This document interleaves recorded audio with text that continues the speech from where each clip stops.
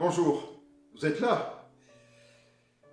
Eh bien, je suis en train de vérifier le centrage de ce vilebrequin que je viens d'ouvrir et refermer. Et si vous voulez bien me suivre, je vais de mon mieux vous montrer comment faire.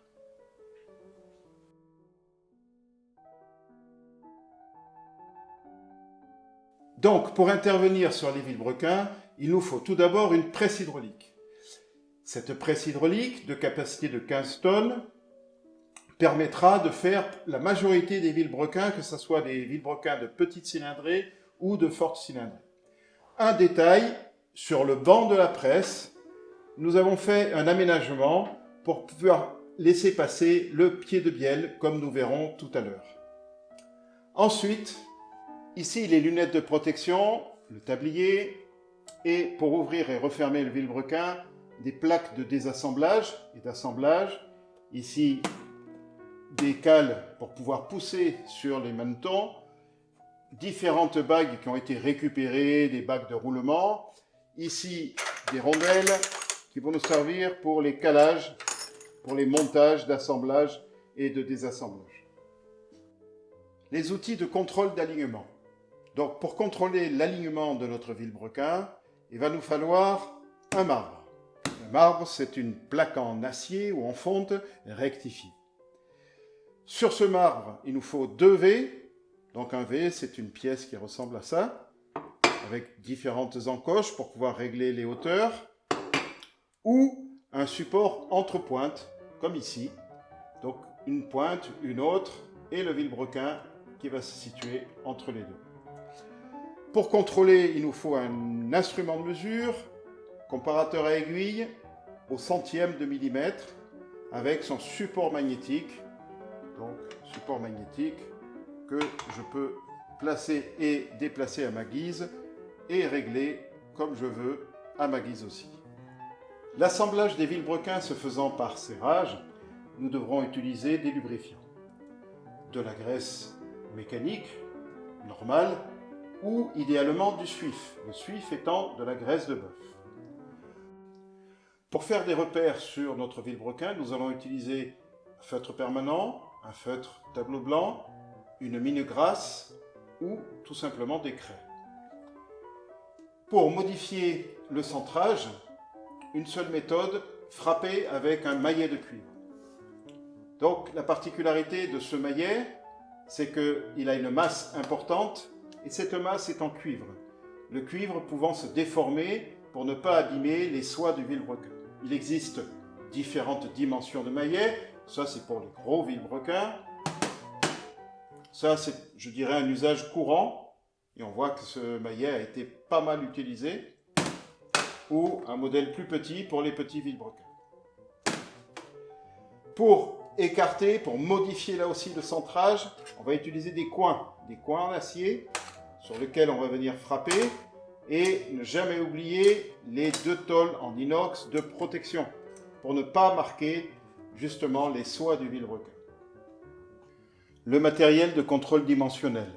Pied à coulisse numérique, jauge d'intérieur ou micromètre d'intérieur, jeu de cale, contrôle visuel, une loupe et micromètre d'extérieur. Donc micromètres d'extérieur, ils vont servir pour contrôler le diamètre du maneton, tandis que les micromètres d'intérieur vont servir à contrôler le diamètre du logement de maneton. Et bien sûr, et toujours, un stylo et du papier pour prendre des notes. Pour terminer, un bac dans lequel on pourra mettre nos pièces, un bac propre, et un rouleau papier pour pouvoir nettoyer nos pièces.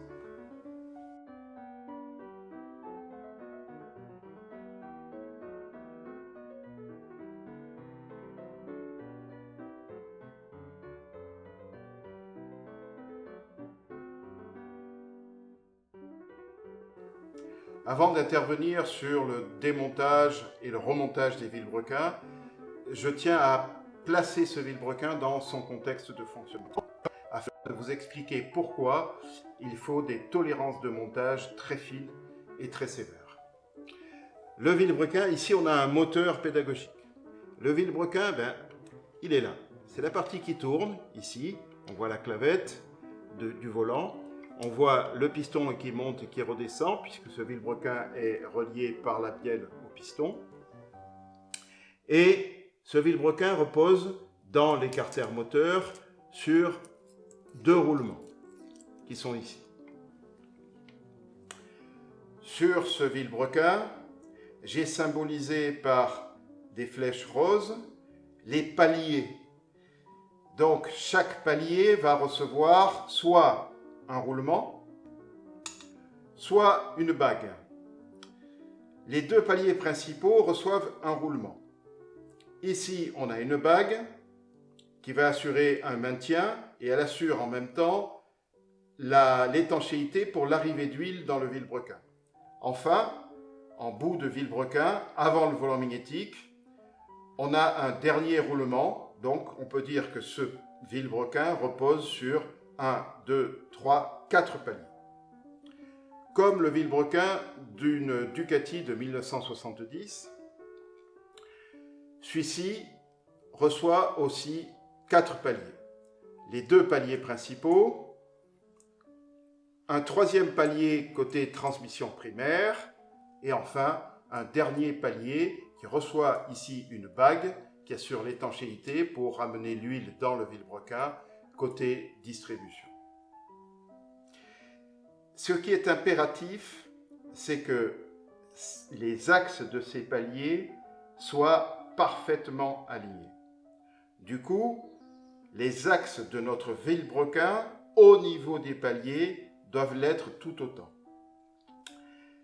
La tolérance de montage dépend du jeu de fonctionnement du roulement. En général, on va accepter une tolérance de 3 centièmes de désalignement. Ça veut dire qu'on accepte que les axes de ces vilebrequins puissent avoir un défaut de 3 centièmes de millimètre dans l'alignement. Donc pour vous montrer ce qu'est un faux rond, j'ai placé ici ce vilebrequin sur 2 V sur les paliers extérieurs. Et je place un comparateur, pied magnétique, comparateur, sur un des paliers centraux, qui sont les paliers principaux. Normalement, si c'était parfaitement aligné, si les queues de vilebrequin étaient parfaitement alignées,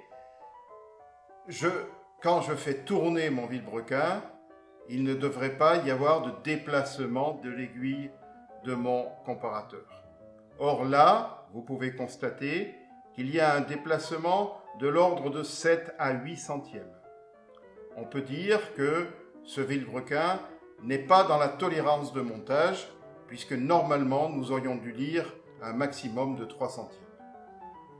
Avant d'ouvrir ce vilebrequin, on va noter quelques cotes sur un papier, de manière à pouvoir le remonter exactement dans les mêmes dimensions qu'à l'origine. La cote la plus importante, c'est la largeur, que je prends ici, et qui est de 40 mm et 46 centièmes.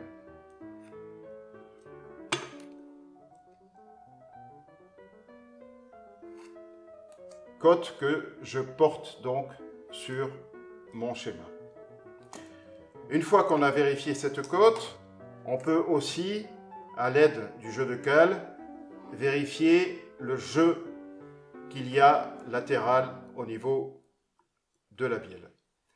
Donc ici, j'ai 3 cales, 0,5 ça passe pas, 0,30 ça passe à l'aise, et bien entendu, le jeu latéral, c'est la cale de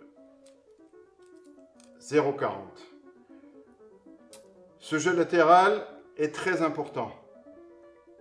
Tout montage doit avoir un jeu latéral qui permet à l'huile de s'extraire du vilebrequin.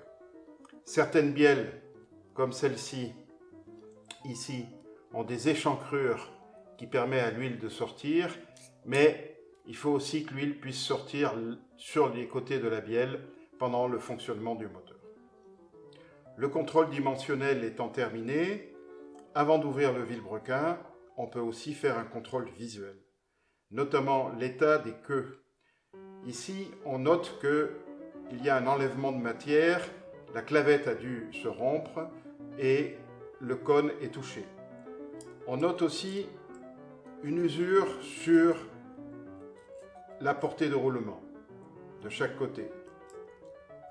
Donc on contrôle le diamètre de cette portée et si ce diamètre est inférieur à la cote donnée par le constructeur, eh bien ce n'est même pas la peine de démonter ce vilebrequin, il est tout simplement bon à être mis à la benne.